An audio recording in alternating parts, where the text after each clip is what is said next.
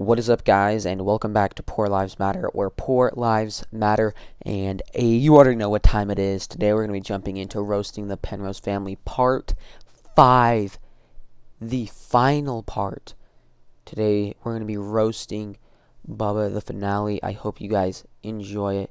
So let's go ahead and get right into it. There we go.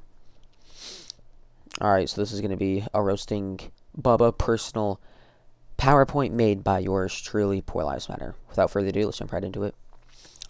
Alright, so obvious reason number 1, he is the last born of Jake and Tiff. This is a big lol nerd moment. We all know that the last born obviously gets bullied by the other siblings and gets made fun of and everything. And everyone just makes fun of them for being the last born. It's extremely tough because they can't do anything by themselves. They don't know how to do anything independently. They've always depended on their siblings. So that is no exception to Bubba here. He is an absolute nerd and has absolutely no idea how to care for himself, which will hurt him later on. But yeah, just an absolute nerd, just simply being the last born of Jake and Tiff. Alright, reason number 2, he's a Michigan fan. Actual what the bruh. I've seen posters in his room. He, for some reason, loves Michigan. No one really knows why. Bubba, please comment below why you like Michigan.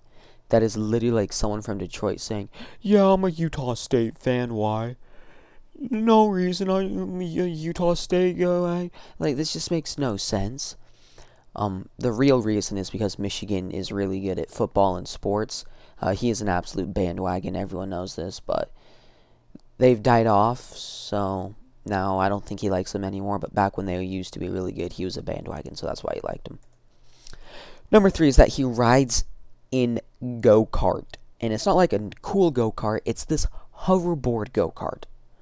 He sits in his hoverboard, and he has the levers that make it go, and he rides around his house, because that's what he does with his summer, instead of going outside and doing something productive with the oxygen in this world. He decides to use it by riding a go-kart hoverboard around in his house. Just an absolute nerd. I mean, that's literally, I think, all he does. That's what Bubba has said, is that all he does is ride it around. As you can see, he's just simply too nerdy to walk. Walking is too cool for him. He can't pull it off, so he rides a freaking go-kart. Number 3 is that he's going to be a Sevy in North Trash. So this is the high school he will be going to, depicted right here on the screen. Sevy is basically a 7th grader, meaning that he is demeaning and irrelevant and no one likes and or cares about him. This is just quite literally the definition of a nerd. You love him, you hate him. This is just going to be an extremely nerdy point. His self-esteem will plummet during this year's, just simply because of just being a Sevy in this absolute garbage school of North Trash. So this is a very tough point for people being a 7th grader.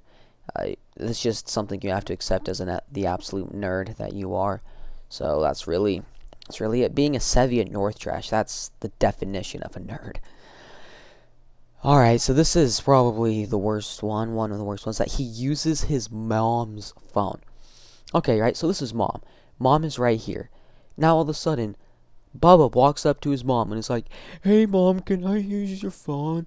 And mom's like, "Oh my gosh, sure kid." And then gives him his phone and he plays Clash Royale on it.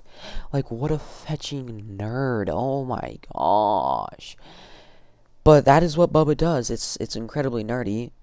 I have his contact and I try to text him, and sometimes it's like, "Hey, this is his mom.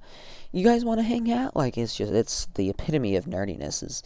It's up there. I mean, he makes nerds almost look cool, you know what I mean? Just because how nerdy he is. Number 6 is SpongeBob teeth. Okay, so this is SpongeBob. And right here, you can see he has 2 very big buck teeth, but that isn't depicted enough. This is actually what Bubba looks like. So that is actually what Bubba looks like. Those things probably be weighing him down, though. His 2 front teeth just protrude out of those mouth holes. Gosh. Oh, that's tough. Oh, that's brutal. But yeah, I mean, that's just simple facts. What can you say? So, that is pretty much the reason for him being lack thereof of just pure buck teeth. I mean, that's just embarrassing. But guys, thanks so much for watching. Means a lot.